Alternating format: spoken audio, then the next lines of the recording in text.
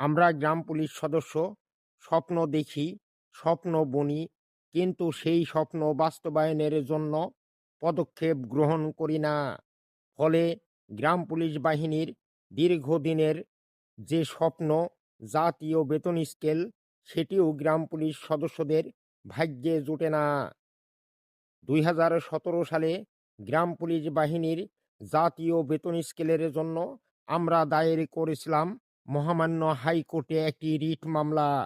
সেই মামলায় হাইকোর্ট একটি যুগান্তকারী রায় দিয়ে গ্রাম পুলিশ বাহিনীর দফাদারদের ১৯তম গ্রেড এবং মহল্লাদারদের ২০তম গ্রেডে অন্তর্ভুক্ত করে ২০১১ সালের ২রা জুন থেকে জাতীয় বেতন স্কেলে বেতন ভাতা দেওয়ার নির্দেশনা দেয়, যেটি সুপ্রিম কোর্টের আপিল ডিভিশনে ২০২১ সালে আপিল হয় এবং বর্তমানেও গ্রাম পুলিশদের অসহযোগিতার কারণে সেই আপিল মামলাটি এখনও শুনানি হয়নি। আপিল মামলাটি শুনানির লক্ষ্যে আগামী ৭ই ডিসেম্বর একটি যুগান্তকারী পদক্ষেপ গৃহীত হয়েছে এবং এই পদক্ষেপের মাধ্যমে আমরা নিশ্চিতভাবে বলতে পারি সুপ্রিম কোর্টের দায়েরকৃত আপিল মামলাটি শুনানির সকল ব্যবস্থা গ্রহণ করা হবে এবং আমরা এই মামলাটিকে টপ লিস্টে এনে শুনানির জন্য একটি নির্ধারিত তারিখ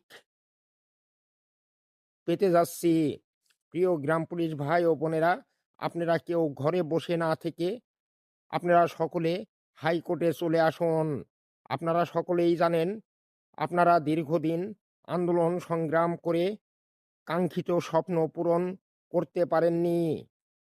আমরা বিশ্বাস করি, যেহেতু আইনের মাধ্যমে আমরা আপনাদের স্বপ্ন পূরণে সচেষ্ট হয়েছি এবং আপনাদের কাঙ্ক্ষিত জাতীয় বেতন স্কেল বাস্তবায়নের লক্ষ্যে হাইকোর্টে যে মামলাটি করেছিলাম, সুপ্রিম কোর্টের আপিল ডিভিশনে এই মামলাটি শুনানি হলে গ্রাম পুলিশ বাহিনী তাদের সেই স্বপ্ন পূরণের প্রত্যাশা পূরণ করতে পারবে।